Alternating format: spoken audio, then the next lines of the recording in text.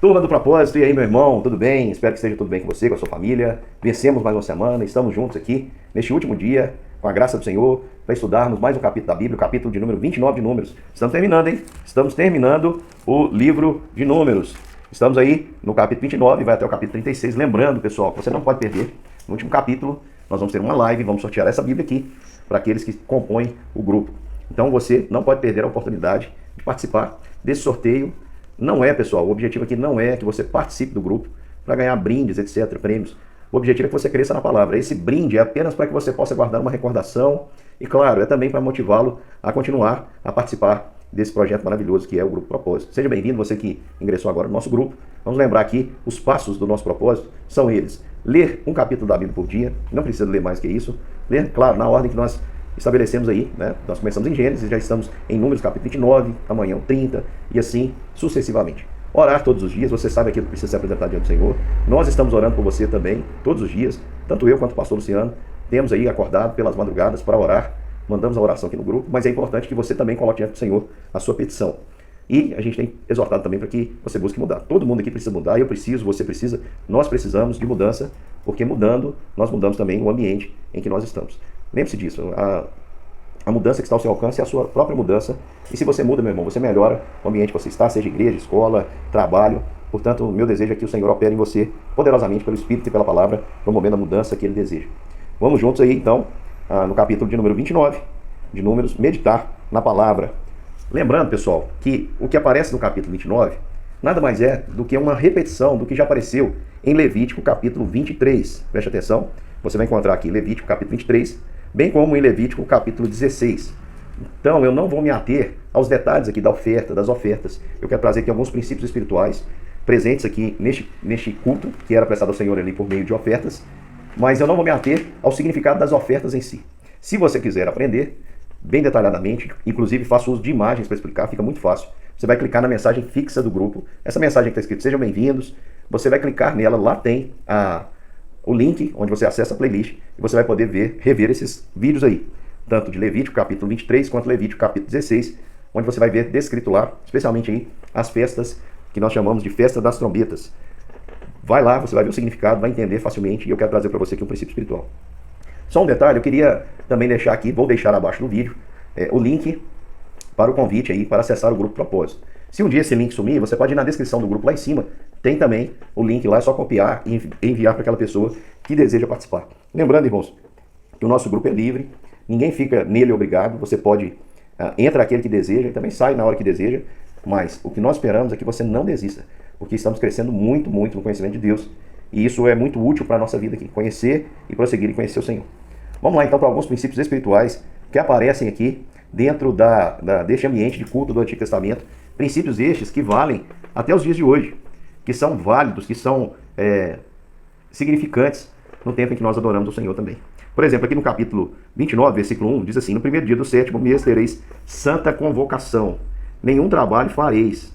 Era um dia, como um dia santo, era um dia de consagração. Esse dia seria o dia de trombetas. Trombetas, a gente sabe pela palavra que eram sinais, essas trombetas aqui, trombetas esses instrumentos, essas trombetas, elas anunciavam em um alerta. A trombeta era tocada, havia uma regra, se você revelar os vídeos você vai ver. Cada som representava algo e precisava ser dada de uma maneira bem definida. E nesse caso aqui, as trombetas elas eram tocadas como sinal de alerta, e nesse dia específico era um dia de consagração. O que eu quero apresentar para você é que é muito importante na nossa vida com Deus que a gente tire tempos de consagração. O que é isso? É tempos que nós vamos fugir do presente mundo, que é extremamente ativista, que é extremamente, as coisas concorrem o tempo todo com aquilo que nós precisamos fazer em termos espirituais. Então, você quer tirar um tempo para oração e surge uma necessidade de alguém para você atender, surge algo para você resolver, algo de cunho pessoal. Então, meu querido irmão, é preciso que a gente dedique tempo de consagração ao Senhor. O primeiro princípio que eu quero trazer para você é isso, que quando nós buscarmos o Senhor de todo o coração, devemos evitar fazer qualquer outro tipo de obra. É aquele tempo que você vai tirar, como Jesus fazia, use a criatividade. Talvez o seu dia é corrido, se alguém te ver, vai te fazer um pedido, né? Você se sente até uma estrela cadente, você não pode passar perto de alguém que alguém está te fazendo um pedido. Então, meu querido irmão, tire um tempo para ficar com o Senhor, você e o Senhor. Mas eu não tenho esse tempo durante o dia. Faça vigílias, como o apóstolo Paulo fazia, como Jesus fazia. Acorde de madrugada, quando você tem certeza que está todo mundo dormindo e ninguém vai te chamar. Faça algo, irmão. Isso não significa que durante a noite, a madrugada, a fila é menor. Deus não dorme. Deus atende toda demanda e todo tempo o atendimento dele é eficaz. Pode ter certeza que, enquanto você está falando, você tem um Deus que está ouvindo a sua oração. Seja ela em qualquer que seja o horário. Mas o importante, meu querido irmão, é que seja um tempo você e Deus. Um tempo em que você não vai, por exemplo, se distrair com outras coisas. É você e Deus. Você e Deus. Tempo de qualidade, tempo de consagração. A consagração é um elemento importante hoje no nosso culto. E a gente precisa reconhecer que cada vez mais, nós nos consagramos menos. Cada vez nos consagramos menos. Os nossos olhos estão fixos em coisas terrenas e não pensamos nas coisas do alto, onde o Senhor está. Não oramos, venha o teu reino, seja feita a tua vontade, aqui na terra como é feita no céu.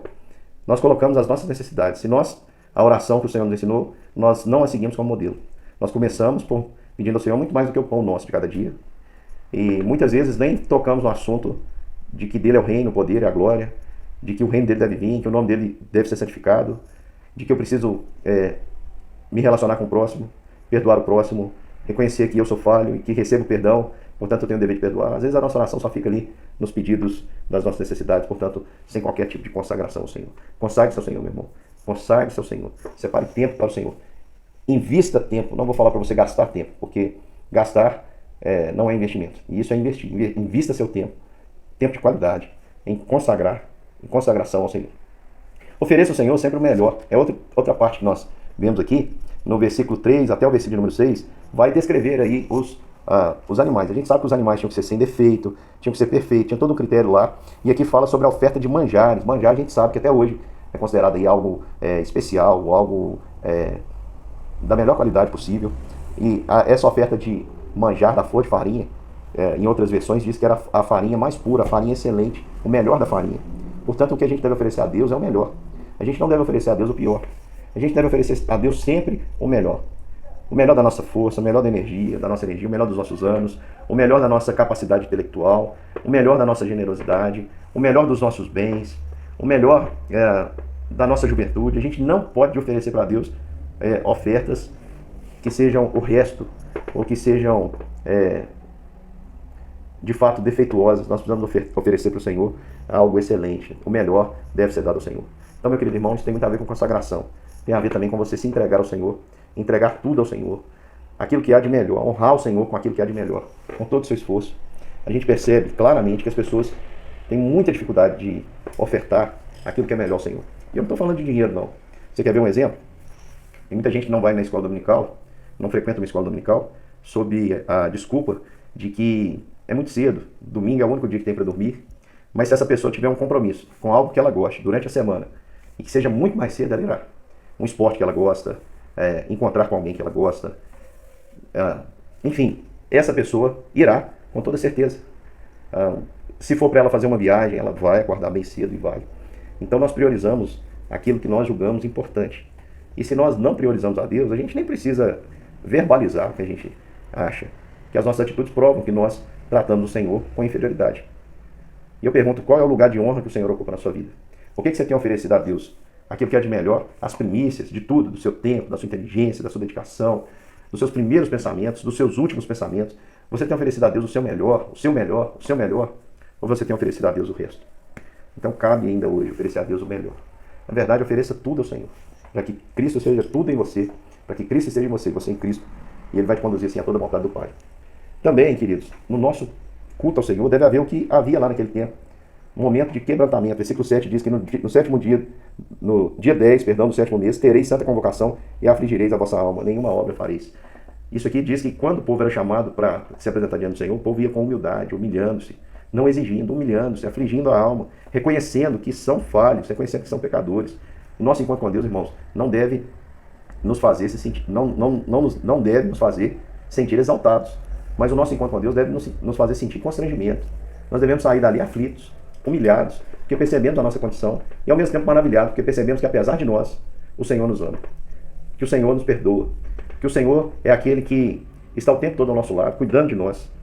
E isso, esse sentimento, quando nós nos humilhamos na presença do Senhor, ele vai gerar em nós um outro elemento presente aqui, narrado pelo autor aí de Números, que é Moisés. Nós acreditamos que Moisés escreveu este livro, a não ser a parte aí que narra a sua morte. A gente acredita aí que essa parte não Não foi ele, essa parte foi completada aí por Josué. No entanto, no restante do Pentateuco, nós acreditamos claramente que quem escreveu estes 5 livros foi Moisés.